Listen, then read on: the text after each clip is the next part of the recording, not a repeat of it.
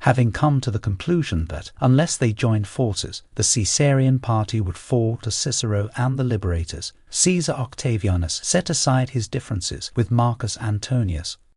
Together with Antonius, Marcus Aemilius Lepidus, Pollio and Plancus, the son of Caesar, devised a plan of action. In early July of 43 BC, approximately 2 months after realizing that Cicero was winning the war, a group of centurions marched for Rome and interrupted a meeting of the Senate. There, within the venerated chamber, the lead centurion demanded that the Senate revoke the decree naming Marcus Antonius an enemy of the people, that timely dictum which Marcus Tullius Cicero had successfully mandated following Antonius's defeat at the Battle of Mutina. In addition to his imperative that the name of Marcus Antonius be cleared, the centurion also demanded the Senate name Gaius Julius Caesar Octavianus as consul of Rome following the deaths of the consuls Aulus Hirtius and Vibius Pansa. The Senate erupted into objections over the tender age of the almost 20-year-old Caesar Octavianus. In response, the centurion cited the cases of Gaius Marius the Younger, who at the age of only 28 had been elected consul in 82 BC. Gnaeus Pompeius Magnus, who at age 34 had held the first of his 3 consulships in 70 BC, and also the more recent example of Publius Cornelius Dolabella, who at age 25 had held the consulship just the previous year. But the Senate still refused to capitulate to the centurion's ultimatums. "Either you make Caesar consul," replied the centurion, placing his hand on the hilt of his sheathed gladius, "or this will." And so, upon learning that the Senate had denied their general the consulship, the 8 legions under the command of the new Caesar compelled him to proceed toward Rome. Like his adopted father before him had done in January of 49 BC, Caesar Octavianus led his 8 legions across the Rubicon and began marching for Rome. As soon as the Senate learned of his advancing army, they immediately sent delegates to negotiate a deal, offering Octavianus command of all of Rome's armies, as well as the right to stand for election as consul. As the negotiations were taking place, 2 legions, who had been recalled from Africa, now arrived in Rome. The Senate also possessed a legion of raw recruits, formerly under the command of Vibius Pansa, that were stationed in Rome to guard the city. Re-evaluating their defences, the Senate sent a second delegation to Octavianus and retracted their original offer. The Senate's 3 legions then began fortifying the city against the oncoming Caesarians. But when Octavianus arrived and camped his 8 legions on the Campus Martius, 2 of the Senate's legions, likely those from Africa, defected and joined the camp of the Caesarians. On August 19th of the 43 BC year, Gaius Julius Caesar Octavianus, now with 10 legions camped outside the city, won election as suffect consul and replaced the fallen Aulus Hirtius. Assuming the office of the deceased Vibius Pansa was Quintus Pedius, the cousin who had donated his inheritance from Caesar to help Octavianus pay out Caesar's bequest to the Roman people. Once consul, Caesar Octavianus revoked the decree naming Marcus Antonius an enemy of the people and oversaw the finalization of his own adoption into the Julii clan. From this point on, Octavianus referred to himself simply as Caesar. Almost at the outset of their suffect consulships, legislation was drafted by Quintus Pedius. The Lex Pedia made violence against a state magistrate punishable by exile. Using as precedent a law against public violence legislated by Pompeius Magnus as a corollary to the trial of Titus Annius Milo for the murder of Publius Clodius, the Lex Pedia further expanded the definition of public violence, and did it without ever referencing the name of Julius Caesar. Not only did the Lex Pedia make violence against a state magistrate or first citizen of Rome synonymous with violence against the state itself, but the new law included participants who helped to organize such violence, those who simply had knowledge, those who prevented another from attempting to rescue an attacked magistrate, and even those persons who supported the violence perpetrated against a magistrate after the fact.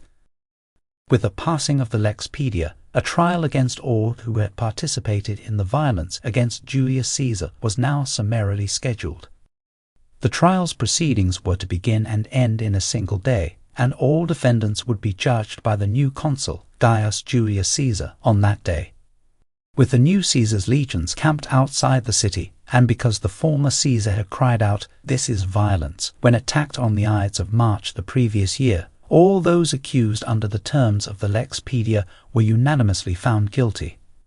Even men who were out of the city when the trial was held were tried in absentia and found guilty. In a single day, every person involved in the plot to assassinate Caesar, whether by participation, advance knowledge, support, or by marching through the streets in solidarity after the deed was done, was sentenced to exile from Rome. Now Marcus Junius Brutus, Gaius Cassius Longinus, and Decimus Junius Brutus were no longer deemed liberators of Rome. By the Pedian Law, on the basis of a fair trial, they were now criminals guilty of violence against the state. Publius Cornelius Dolabella, whom Cicero had named a public enemy for the execution of Gaius Trebonius, was subsequently reinstated for having brought justice to one of Caesar's assassins. In Gaul, west of the Alps, Marcus Antonius rendezvoused with the Pontifex Maximus, Marcus Aemilius Lepidus.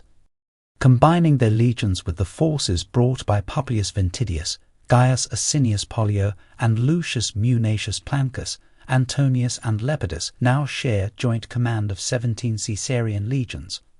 After receiving word that the Liberators were now officially criminals, and that the new Caesar had set out from Rome to confront Decimus Junius Brutus, Antonius and Lepidus convened forces, marching in the same direction. With approximately 27 legions now approaching them from two directions, the armies under Decimus Brutus scattered, some rushing towards Marcus Antonius, while others raced to join the armies of Caesar. Realizing he was doomed, Decimus Junius Brutus disguised himself as a Gaul and escaped, hoping to reach his friend Lucius Munatius Plancus and continue the war against Antonius. But now that Decimus Brutus had been found guilty of violence against the state, Plancus formally rescinded his friendship, choosing to march with Antonius and Lepidus. Decimus Brutus then tried to reach Macedonia to join the other liberators, Brutus and Cassius, but was recognized by a Gallic chieftain who was an ally of Marcus Antonius. As the third casualty from among the assassins of Julius Caesar, Decimus Junius Brutus was decapitated, and Cisalpine Gaul was returned to Caesarian control. But there was still distrust within the ranks of the Caesarian commanders. Working together, they had succeeded in claiming all the territories west of the Adriatic Sea, yet had failed in trusting one another's agendas. While each of the three represented a facet of the greatness of Caesar, each was only a third as much man. Antonius only had military experience and the greater support of Caesar's legions.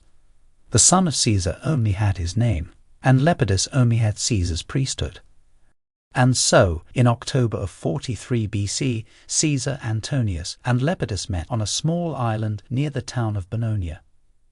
Each commander brought with him 5 legions to stand guard along the riverbanks for the 3 days it took the Caesarian commanders to come to an understanding. There, Caesar, Antonius, and Lepidus created an unprecedented magistracy to be held by the 3 of them jointly for a lustrum, or a period of 5 years. Each holder of this magistracy would be given total control over a region currently held by the Caesarians. Marcus Antonius claimed all of Gaul, giving him ample opportunity to launch Roman expansion into the unconquered Germania territory across the Rhine River. Marcus Aemilius Lepidus claimed Hispania and the border territory of Gallia Narbonensis, giving him control of all of Hispania's lucrative silver mines. And Rome's new Caesar claimed Africa and the islands of Corsica, Sardinia, and Sicily, giving him control over Rome's grain supplies.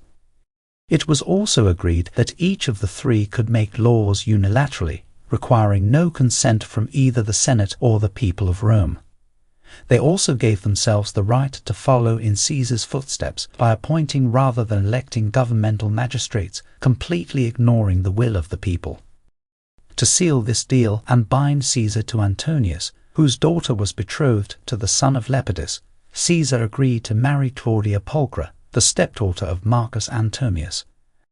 United on the specifics of their new arrangement, which history calls the Second Triumvirate, a plan was then set in stone. Brutus and Cassius had raised a massive host in the east, and it would take the Caesarians' combined legions to face them. But someone had to stay in Rome and protect their interests from ambitious senators or die-hard republicans. And so it was decided that Marcus Antonius and Caesar would march their legions for Greece, and Marcus Aemilius Lepidus, as Rome's high priest, would remain inside the city with a legion to keep the peace. But wars cost money, and a war that already boasted more legions than Caesar and Pompeius Magnus combined had brought to Pharsalus would require an exorbitant amount of funds. And so the three of them put their heads together, concluding that it was the dictator's clemency which had ultimately killed him. Marcus Antonius, Marcus Aemilius Lepidus, Pontifex Maximus, and Caesar chose to become ruthless. It was time for the city of Rome to be purged of anti-Caesarian enemies,